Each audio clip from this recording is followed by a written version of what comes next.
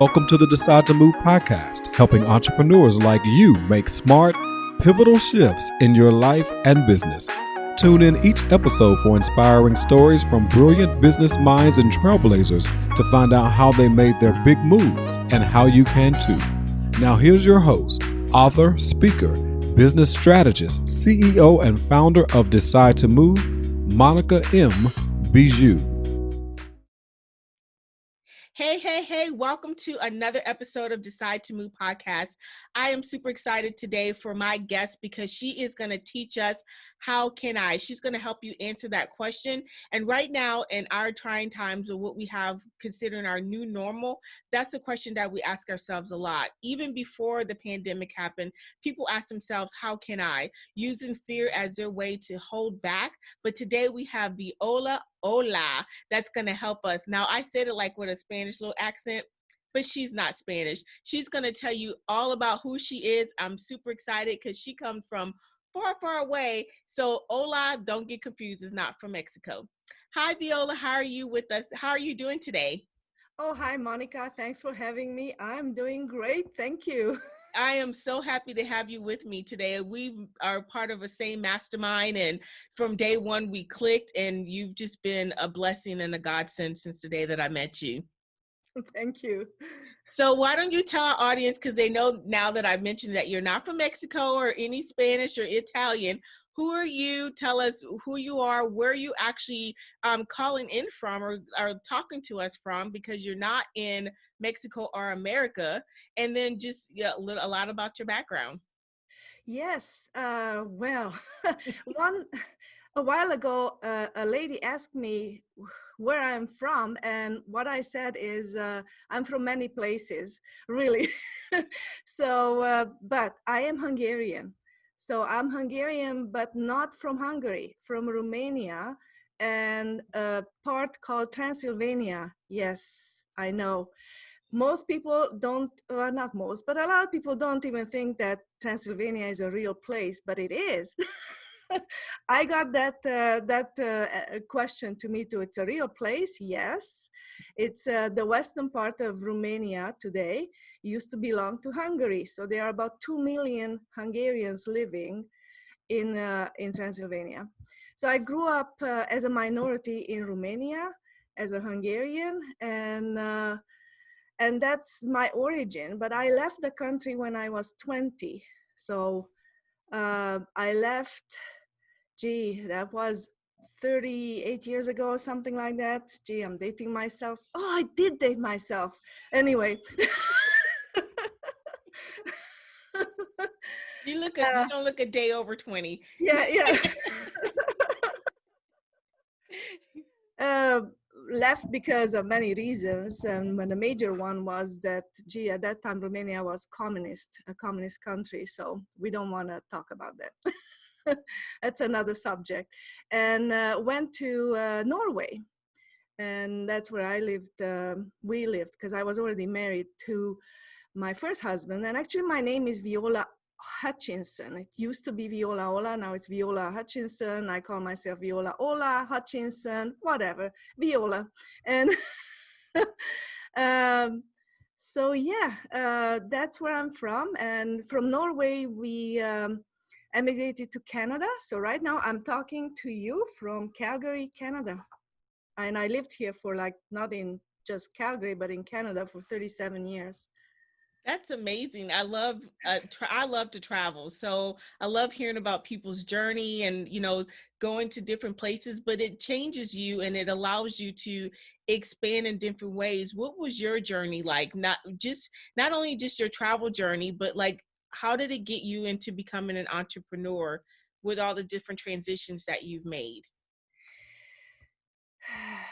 Well, yeah. So I went through a lot of changes that you just mentioned. Just leaving my home country to Norway, and then from Norway to here.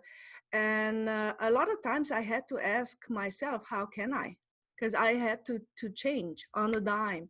And knowingly or unknowingly, a lot of stuff came to me naturally. And I wasn't like analyzing it, and maybe I didn't read a book that I should say, how can I? It just naturally came to me. And and well, how can I do this? And how can I do that? And that's how, you know, when we ask ourselves a question, then our minds just work in trying to solve that question, in answering it. So instead of just saying, oh, poor me, I'm blah, blah, blah. It's just like, okay, well, how can I? How can I get out of this situation? How can I change my situation for the better? So that's why I like the how can I to this day. Now it's more conscious, and if I have a problem, then I ask myself, well, how can I, you know, more consciously. So yeah, and also what I wanted to say that when I was in Norway, we got a lot of help from a lot of people, but one gentleman stands out. It was a Hungarian doctor who, bless his soul, without him, I don't think I would be here. He helped us a lot. And when he took us to the airport to come to Canada, to fly to Canada, I asked him, I said, well, how can I repay you for all this? And, you know, for all your help that you gave given us. And he said to me something that was at that time novel to me. He says, the way you repay me is by helping somebody in need, just pay it forward. And the whole time, and I was only 20, bear in mind, when we were flying over to Canada, the whole time I was like, how does that work? You know, because before, like, you're only 20, I didn't really deeply analyze stuff, but I still remember that thinking, okay, and really I made that my, one of my core life beliefs, that that's what I want to do, pay it forward. And that's such a beautiful story, because oftentimes, you know, when people do things kind for us, and that's how I am a lot of times, I'm a giver. And my way of giving, I often tell people, just help someone else. And if we as a nation, as you know, do that and continue to help other people, I mean, we would be such an amazing country, not just country, but world. Absolutely. If we would just actually take that moment to help the next person, instead of it being about what about me kind of thing. Yeah. So what I love about how can I, that question, it automatically puts you in a problem solving moment, instead of being in a I can't do this moment, from a place of defeat to a place of empowerment. What's your thoughts about that? Absolutely. It just gives you hope, because now you know that, oh, there might be another way. So I'm not stuck in this, whatever the situation is. It only let it be, let it sit with you, whatever it is. And then when you ask yourself, how can I? You'd be surprised. I mean, I surprise myself. Just how many solutions start popping into my mind. And it doesn't have to be right at that moment. So not like I'm asking myself, how can I? And right away I have a million answers. It could come tomorrow, or it could come even next week. But I have that problem, as you say, the problem solving is going on in my mind. So yeah. And how does that, because your company's called Effortless Marketing, which I absolutely love that title, because of the fact that most times when people hear marketing, they run, like, I right, know. it's cringe, it's like, Yeah, no, I know. thank you. Let me figure out who I can hire. And you call it effortless, right? He's like, oh, no big deal.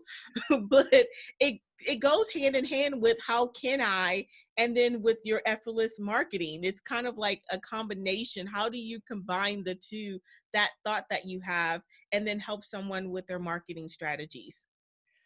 I kind of think of it as, if we think that something is difficult, and a lot of people can relate to that, because most people are not very good at solving highly technical issues, or a complex math problem. So even if it's not a complex math problem, right away we say to ourselves, I can't do this because it's math. So when we're on that, in that mindset, then our mind shuts down. So it's the opposite of how can I. And same with marketing. And I know it's true. What can I say? A lot of times when people hear or about marketing, it's like, oh, they shut down. Oh no, I don't. No, they close. Their minds get closed. So that's my analogy. It's like, again, how can I? Everybody who's in business is, and even if you're not in business, if you're trying to get a job, you're selling yourself, believe it or not, you're marketing yourself, and you're not calling that. But if you're not, you can't survive without that. So yeah. And so what would you say, what strategies would you use to someone that comes to you and they're like, I cannot do this, I don't know what I'm doing, I can't do this, and it's marketing? Do you first help them with that piece of the mindset, or you just say, okay, give it to me, I got it? Like, how do you strategize and help your clients that are struggling with marketing? So we used to do it two ways only. One way is every week, actually, at once a week, Thursdays at 12 o'clock, we had a workshop right here in the office. You can't see the office, but it's fairly big. So a small, like maybe 6 people, because I like small groups that people learn better and they learn better one-on-one. And we did that for a couple of years, and people loved it, but most people didn't take action, honestly. So they learned it, they loved it, and they didn't take action. So, and the other way is to say, okay, well, we'll do it for you. But some people could afford it and some people could not afford our fees, and that's fair. Whatever it is, it is. So we decided last year, actually in the summer, to offer something in between. So we teach you, we'll have a strategy plan for you, and you can, once a month, we talk, we sit down with you well, it used to be in person, now it's going to be online, and go through the strategy. So we tell them what to do, how to do it, they do it. So they do the work, but with our guidance and with our supervision. And so we meet once a week, we look back at what you've done before, what you're going to do next, and also what you need help right now.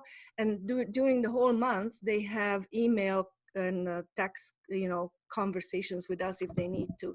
So we found that was a good third way to help people. Of course, we love to do it ourselves because that's why we are an agency, but yeah. That's great. And so how did you actually get into marketing yourself, to say that this is what I want to do with my my career? Ooh, long story short, before I started my business, that was almost 11 years ago when I started getting into marketing. I was a systems analyst at Shell Oil. Very good job, well paid, lots of vacation, all the perks you want. I even flew on a Shell jet, whatever, the fun stuff. And I was bored out of my glory. So I just wanted to do something else, and I quit. I wasn't very wise. I should have had something already prepared on what I want to go into, but I quit and didn't know what I want to do until a couple of months after I quit. A friend of mine who was uh, he had a commercial cleaning business. He asked me to build him a website because he had paid somebody else a lot of money and nothing happened, unfortunately. So I didn't know how to do that, but I love a challenge, and I did work with systems. So I figured it out and built him a website from scratch, and he was really happy and paid me. And I thought, this is cool. So that's how I started my business. And I thought, okay, this is what I want to do when I grow up. So I I just started asking people if they want a website, and I built a few websites. But after a while, I was like, where are these websites? I can't find them anywhere. People pay me money to build them, and I can't find them on Google. And that's how I came across search engine optimization and SEO. And that's really my specialty, and it kind of resonated with me because of my systems analyst background. And then my clients were really happy because I started ranking them, and they started getting action and leads and clients on their from their website. That is great. And that is so good as a, because I don't see a lot of web designers that add that extra piece in there to say, let me see if I can find you and figure out where you are. They just kind of build your website and it's like, there you go. The rest of it is all up to you. You figure out your SEO and then good luck. I mean, there are some out there, but there's a big chunk that don't really focus on that piece. And so that's great. So what would you give someone that does come to you?